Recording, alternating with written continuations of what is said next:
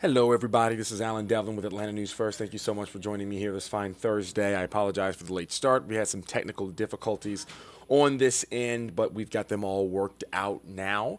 A couple of stories I want to talk to you guys about, as I'm sure a lot of you are getting ready for your Memorial Day weekend. It was actually supposed to be a pretty rainy weekend here in the metro, but that has since changed. And now what we're dealing with is sunny skies for both Saturday and Sunday. Meteorologist Patrick Pete's going to come through later on and talk to you more in depth about that. But one component of the weekend I do want to touch on here really quick is the traveling, because there's going to be a whole lot of it. I can tell you that. So TSA already says that when it comes down to what they're expecting this weekend, 2 million travelers headed in some way through Hartsfield-Jackson. That's a whole lot of people. Up a little bit from last year, but way up from flip those around. A little bit from 2019, up a little bit from 2019, but way up from what we've been seeing here through the pandemic the last couple of years. Thursday, today, is expected to be the beginning of that travel rush, so maybe some of you are already hitting the road or the skies.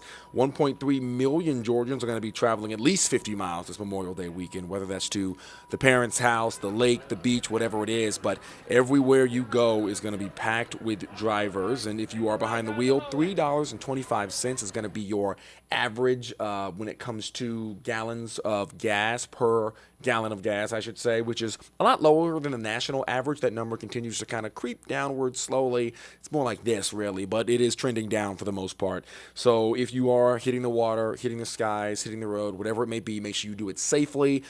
Drownings also tick up a lot this weekend every single year.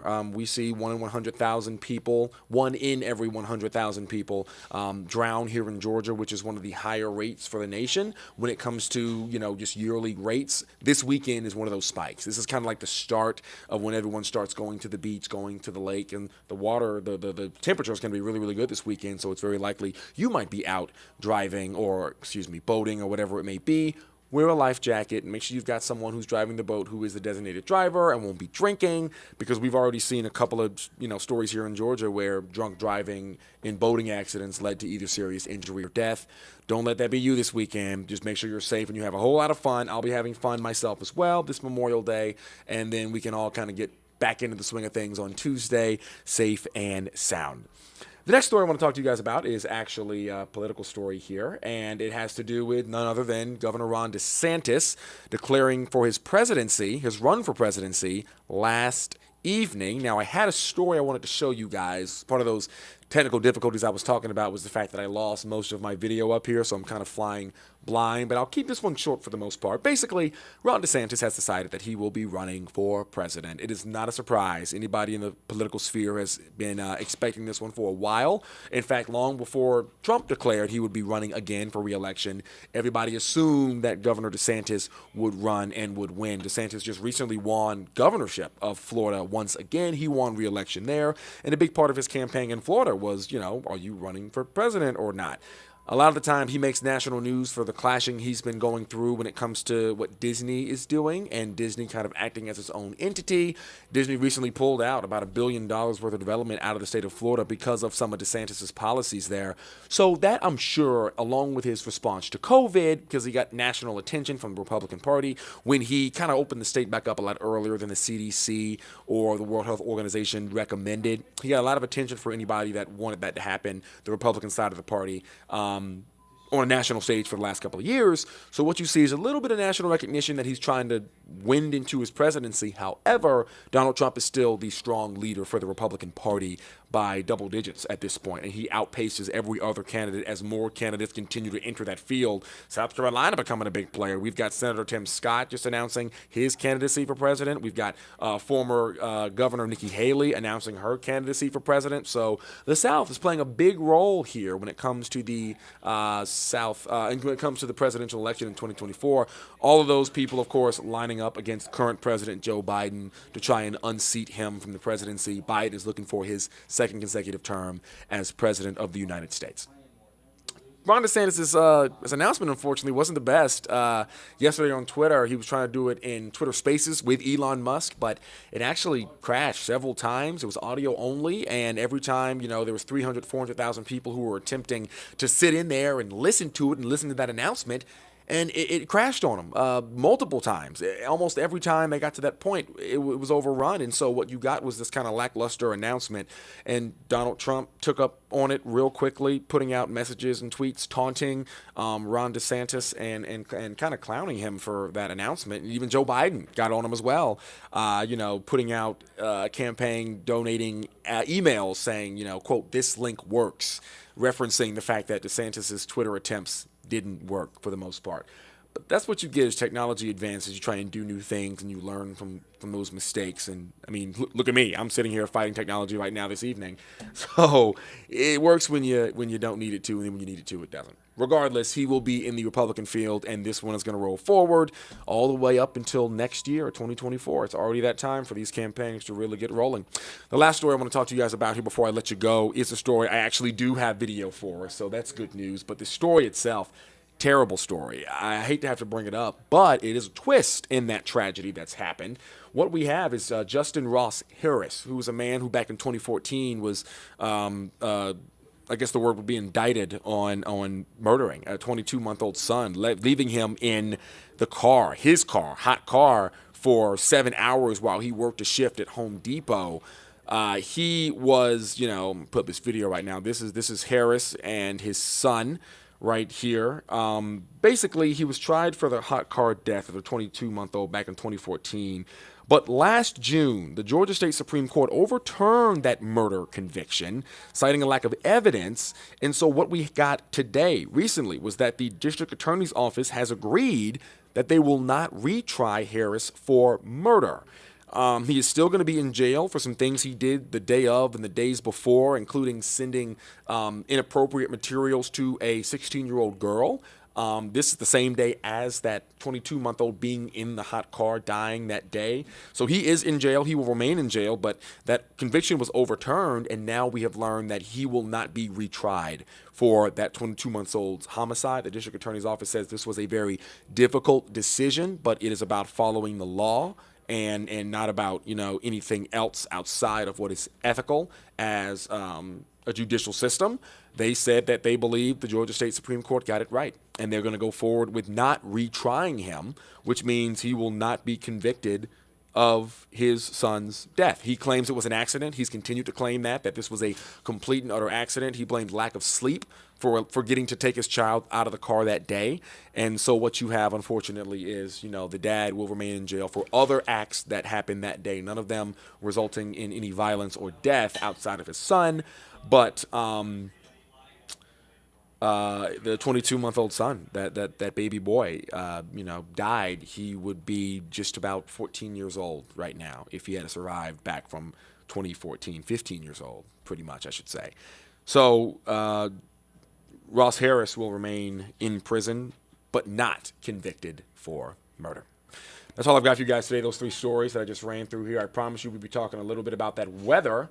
Let me see if Patrick Pete is nearby. Of course he's nearby. He's always nearby. Big weekend. Weather is a big component of this weekend, of course. It was supposed to be a weird, nasty weekend to start with, but it actually got a little bit better. Meteorologist Patrick Pete is here to walk you through what you can expect if you are going to be outside this Memorial Day.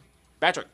Yeah, Alan, this is happy news for us here at Atlanta First. We're glad to tell you that the forecast for the weekend is improving a little bit. We had a first alert yesterday for Sunday. Now we've backed off of that first alert just because we think that the rain isn't going to be as intense and it's going to be a little bit more isolated than a lot of the guidance was hinting at yesterday. So there's still a rain chance this weekend, but not enough for you to cancel any of your plans. So great news. Let's get you started with what we're looking at right now first, which is going to be the source of the rain. And the source of the rain was actually a part of the forecast earlier this week. So if you got rained on Monday or Tuesday, that was all associated with an area of low pressure that was developing along the Gulf Coast. That has drifted over Florida and is moving and emerging into the Atlantic Ocean. And as it does, it's going to lift northward. Now, we are very close to hurricane season. The beginning of hurricane season is June 1st, which is about a week away. And So we're keeping an eye on anything that just looks remotely interesting in the Atlantic Basin. And what we're tracking right now is developing area of low pressure. Now, the National Hurricane Season is giving us a 10% chance of development over the course of the next 2 days. This is not going to develop into anything tropical. But this is going to be a game of semantics because there is a 10% chance that this could become subtropical, which in layman's terms means absolutely nothing to most people. But in general, this isn't going to become a hurricane. This is going to be a system that produces rain. The subtropical versus tropical argument, this is the place to have the conversation. We're talking about something that, and I'm going to give you a little bit of homework. We're talking about something that is baroclinic instability versus barotropic instability. So you can do the research on that, but essentially this is going to be baroclinic instability. So this is not going to be a tropical system. That's the short angle version of that. I would never say that on TV just because y'all would laugh at me. But here's a look at that system, and as we head through the next couple of days, we're going to be watching that move inland, and as it does, it's going to bring a little bit of moisture into the southeast, and we have about a 20% chance of seeing some of that Saturday and Sunday. Here's a look at what we're expecting to happen. Actually, there doesn't really. Let's see if I can restart this from here. This is a separate computer, guys. We actually have multiple systems here that we use to go hour by hour. Actually, you know what? I'm going to do an experiment. I will not do that, actually. But essentially, we're going to keep things pretty dry. And as we head into Saturday evening, East Georgia has that best chance of seeing some showers. And folks in the mountains have the best chance of seeing those showers on Sunday.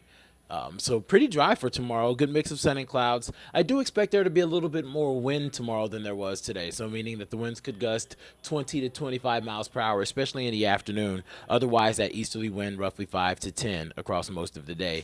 Getting into the mid 70s around just after lunchtime, and then upper 70s as an afternoon high. 79 degrees here in Atlanta, a couple degrees cooler elsewhere across most of the rest of the region. Meanwhile, partly cloudy through the evening, and it's going to be a beautiful Friday night to get out and about on the city.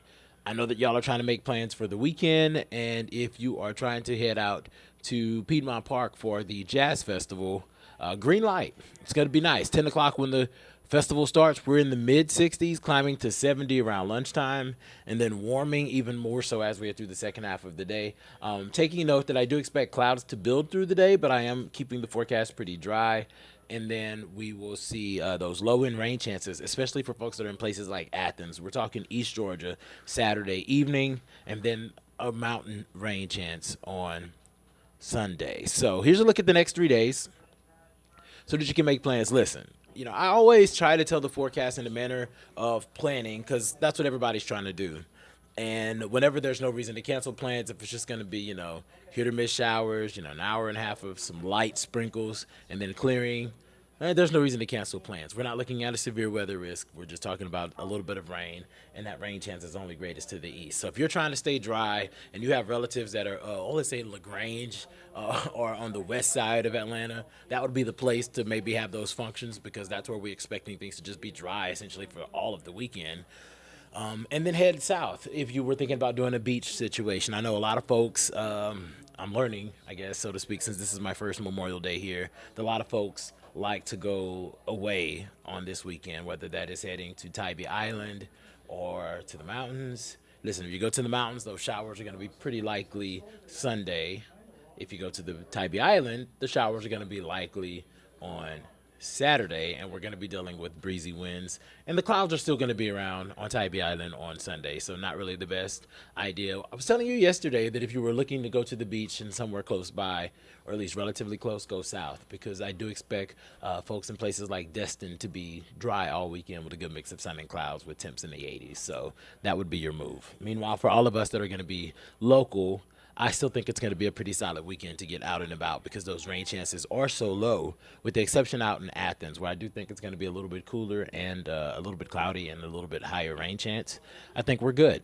Heading into Memorial Day, throw the steaks on the grill, throw the salmon on the grill, throw some shrimp and some chicken as well, and then send me an email, and maybe I'll show up because it's going to be a fantastic day outside, low 80s, sun and clouds, manageable humidity. The humidity does start to creep up as we head towards the middle of the week. Temperatures also start to creep up as well. We'll get into the mid 80s, but thankfully we are staying dry through Thursday. So I know I didn't give you everything you wanted to get here, which is why we have a 9, 10, and 11 o'clock newscast. You can catch that hour by hour breakdown of exactly when we think those showers are going to move into East Georgia. Meteorologist Fred Campagna is going to have that for you at 9. I'm going to have it at 10. And then we get a whole treasure trove of data at around 10 o'clock that we're going to be diving through. And meteorologist Fred Campagna is going to be delivering that latest forecast for you tonight at 11. So I will see you all then. Happy Thursday. Make it a good one.